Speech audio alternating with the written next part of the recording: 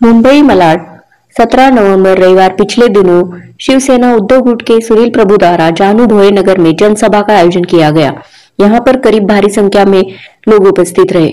सुनील प्रभु ने लोगों को बताया, उन्होंने पिछले 10 वर्षों में अपने कर्म कामों की उपलब्धियों को गिनाया और बताया, दिंडोशी विधानसभा शिवसेना का गढ़ बन चुका है।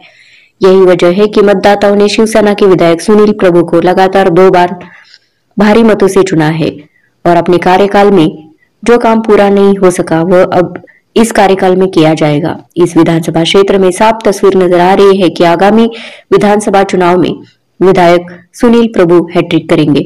महिला व घर सुरक्षा कल्याणकारी संस्थापक एडवोकेट चंद्र प्रकाश यादव जानू भोये नगर के अहम मुद्दे पर चर्चा करते हुए अपने विचार प्रत्याशी सुनील प्रभु के सामने रखते हुए नजर आए। सुनील प्रभु ने कहा कि दिंडोशी विधानसभा क्षेत्र के मतदाता महाविकास आघाड़ी के कार्यकर्ता और नेता मेरे स्टार प्रचारक है और मुझे भरोसा है कि मेरे कार्यकर्ता द्वारा दिया गया वचन में पूरा करूंगा। सुनील प्रभु ने कहा कि विपक्ष के प्रत्याशी संजय निरुपम मतदाताओं को धोखा दे रहा है और चुनाव आने पर मतदाताओं को याद करते हैं और फिर गायब हो जाते हैं।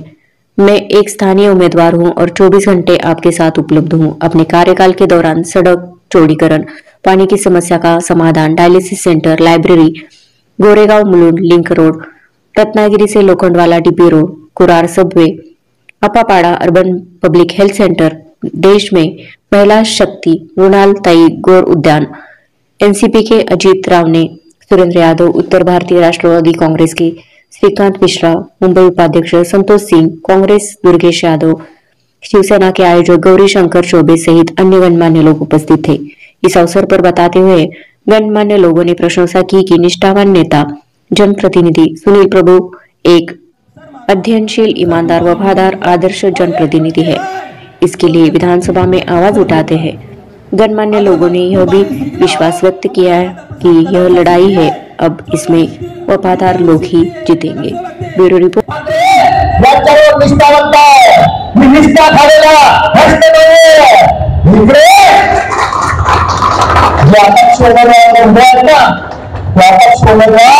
तुमची मतं खायची, मराठी माणसाची मतं खायची आणि संजय निरुपमांची त्या ठिकाणी निष्ठा खायची, हे सगळे करतात। आणि मग तुम्ही ठरवायचं की अपक्षाने म्हणजे संजय निरुपम आणि मग ठरवायचं की महाविकास आघाडीच्या तुमच्या सोबत आलेला 10 वर्ष तुमच्या सोबत राहून काम केलेला सुनील प्रभूला तुम्ही मतदान देणारा हे या ठिकाणी अपक्षाने मतदान करून तुम्ही संजय निरुपमला मदत करा, हे तुम्ही ठरवायचं। आणि विचार करा 20 तारखेला की 20 तारखेला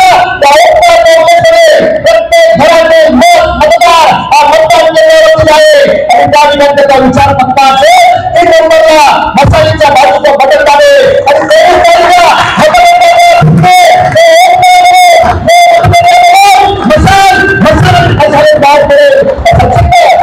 आणि दाखवण्याचं काम मंचावरती बसलेले सगळे खाली बसलेले सगळे आपण सगळे करणारा हा विश्वास माझ्यामध्ये आहे। आणि जे पण बोलले मला सांगतो तुमच्यावरती उत्तर देण्याची माझी लागली आहे, हे लक्षात ठेवा। माझ्या अंगावर नका, ज्या दिवशी माझ्या अंगावर शिंगाने धरून फेकून देईल, मी मुलाची चाकरी करताय, या कोणाशी गद्दारी करून संजय निरुपमला मदत करताय, तुमचं तुम्हाला लक्ष राहू दिंडोशीची जनता नसेल आणि सच्चा निष्ठा करून पुणे प्रभू यांच्या महाविकास आघाडीचा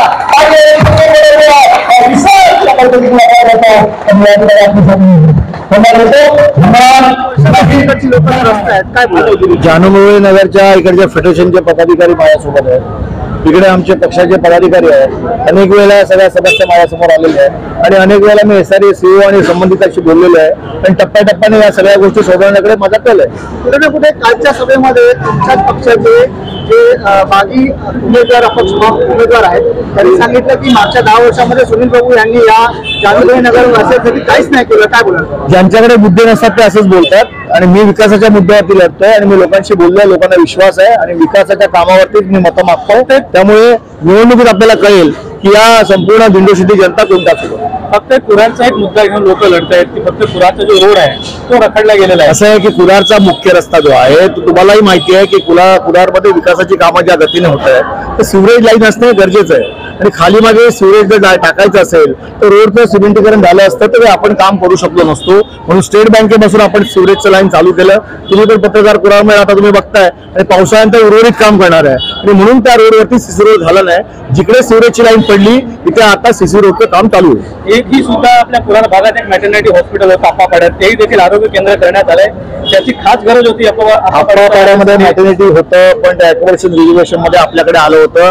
मॅटर्निटी हॉस्पिटल जर करायचं असेल तर रात्रंदिवस डॉक्टरला राहण्याची व्यवस्था, नर्सला राहण्याची व्यवस्था हे सगळं त्या हॉस्पिटलमध्ये करणं आवश्यक होतं. पण इमारत जेव्हा कधी ताब्यात घेतली तेव्हा मी आमदार नव्हतो, माझ्या अगोदर ताब्यात घेण्यात आली. त्या इमारतीमध्ये डॉक्टर सिस्टरला राहण्याची व्यवस्था नव्हती. त्यामुळे मॅटर्निटी हॉस्पिटल होऊ शकत नाही.